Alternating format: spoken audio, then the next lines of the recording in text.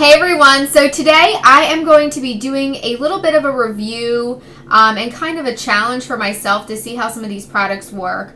I'm going to be starting a new series and I'll probably be starting it as of Monday, but I'll be doing a new series where I'm not going to be going out and buying any cosmetics for the next about 6 months or so, and I'll explain a little more about that in another video. But to kick off, trying out new things and things like that, I did get my Birch box yesterday, went over all the products in the box, and if you guys haven't seen that, definitely check that out. But I got a couple products in there that I was interested in trying out, but I was kind of not sure about. So today I decided to use 3 of the products that I got in my box that, I wanted to try. The first is the UV Plus Fade Proof Fluid, and that's by Bamboo. I put that in when my hair was towel dried, and I also put it in after I blow dried my hair. The second is the Jouer, or Jouer, I think it's Jouer, Luminizing Moisture Tint with SPF 20, oil-free, and this is in golden. And I told you guys yesterday on the Birchbox video that I felt that it was a little bit too dark for my skin. It's in the shade Golden, which is the second shade. The first shade is Pearl. And I know this is just a moisture tint, so it's not going to be like a full coverage foundation or anything like that. But I find with a lot of the BB creams and the tinted moisturizers, I put them on, my face looks amazing, and then like maybe 2 hours later, they oxidize like crazy, and my face looks orange like an Oompa Loompa. So, and then you can tell the difference between my neck and my face. And if you have the right foundation shade and the right kind of foundation, you do not need to bring your foundation down on your neck. That's a rule. You're not supposed to have to put foundation on your neck. So if you have to find that you're constantly putting foundation down around your neck and your décolleté to match your face, you have the wrong foundation. So I purposely don't put it down underneath to see what the difference is and things like that. So today, that's what I did. I just, used that. I also used the Stila Lip Glaze, and this is in Lights. It's this really pretty caramelly color with sparkles in it. And I also got this in my Birchbox yesterday. I do like this a lot. I was having some troubles with it when I first opened it up to get the product to actually come out. But I really do like it. My only, I don't want to say negative, but the only thing I can find wrong with it is that there's not a ton of product for, like you have to constantly twist it up every time you use it, and not a lot of product comes out. So I can see myself going through this really fast, but I do love this.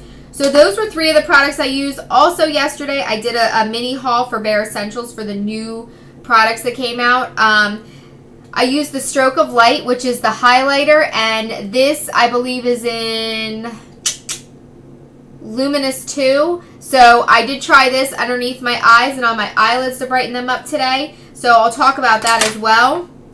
And the Bare Minerals concealer, and this one is in light number 2. It's like a creamy concealer. And so I use that underneath my eyes, and then of course on some of my boo-boo spots.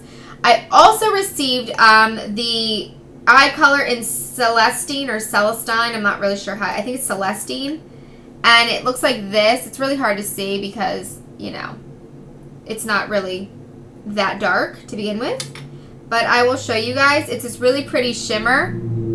And if you guys have ever used their Smoky Eye kit, it came in that as well. So I tried that, and that's all I have on my eyelids today is the Celestine. And then as the highlight color, I used one of the lighter shades that came in my Party of 8 palette for Bare Essentials in the Christmas time. To mattify everything down, because I feel like the Jouer was very dewy looking, and I felt like I looked like an oil slick, and I have combination skin. So to mattify it down, I used the Bare Minerals Pressed Mineral Veil in, regular translucent. So I used that. So what the purpose of this video is to test all these products that I received and kind of do a mini review on each of them, because I have had questions already about the eye brightener, the concealer, what I thought of the lip glaze, and people have asked me what I thought about this. And I did have a question in one of my last videos, because I do talk about how I always set my makeup with the Pressed Mineral Veil when I use the Bare Essentials. So I tried it with a different makeup because I've never used another foundation with it. So I will let you guys know, because somebody else had said I use Makeup Forever, and I really like the Bare Minerals. This will work, blah, blah, blah. So I'm going to compare and contrast with the 2A and let you guys know, because that's a liquid and I don't normally use a liquid. So it'll give you guys an idea. Also, it's just to do a quick mini review on the Celestine or Celestine, whatever that color is, and to talk about the hair product. So I did my entire face, as you can see. I did not use a primer today. Normally I do, but I wanted to see the staying power of this, as well as I wanted to see if it would oxidize on my face. So I did not use any primer for that purpose. And then I used all the other products that I showed to you guys, nothing more. My eyebrows I just did with an eyeshadow that I had, and then of course mascara was not, in this kit, but it's just a normal Mary Kay that I've been finishing up. But anyway, so this is my face after I just did it, probably like 10 minutes ago. So I feel that I can see a difference in the shade. I don't know, like I said, with the lighting, if you guys can tell, but I do see a little bit of a difference. I feel like my face is a little bit darker, but it's not terrible right now. It still looks pretty good. So I'm actually going to be going out to the animal shelter to try and find my little boy Rocky a buddy. And so we're going to go out for a couple hours, and we'll be in the sun, and we'll also be indoors. So when I come back, I will refilm and see how it wore, and if there's a difference, if it oxidized on my face, and if you can really tell the difference, if I needed to retouch up anything.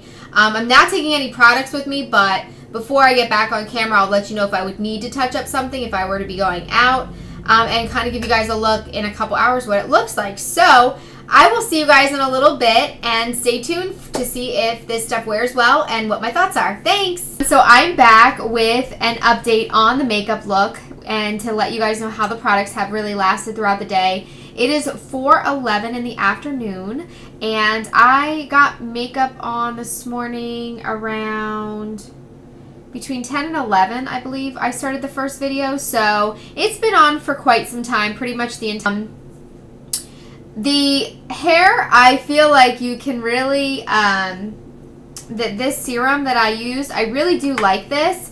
I don't feel like it got greasy throughout the day, and I've been messing with my hair. I actually even was laying on the couch for a little bit. I had a headache, and I don't feel like it's greasy. So even though I put quite a bit of this product in, I don't feel like it made my hair greasy like some of the serums do. Like I said, the only thing that I do not like about this is it feels very liquidy. So really loving this product, and it doesn't smell bad. It's got a really nice little like tropical fragrance to it, so I really love this. So that's my final thoughts on this. Absolutely love this, and I think even though this is only 0.25 mils, this will last forever, because like I said, you barely even need a dime size amount. As far as the lip gloss, this lasted a really long time, the lip glaze. The only thing is, of course, after a while it does, fade away or whatever, but I don't feel like it got like piecey or anything like that. It wasn't cakey looking. As it dried, it didn't look crusty. It looked really nice, and I really, really like this lip glaze. Like I said, the only downside of this that I think is the lip glaze has like very little product in it.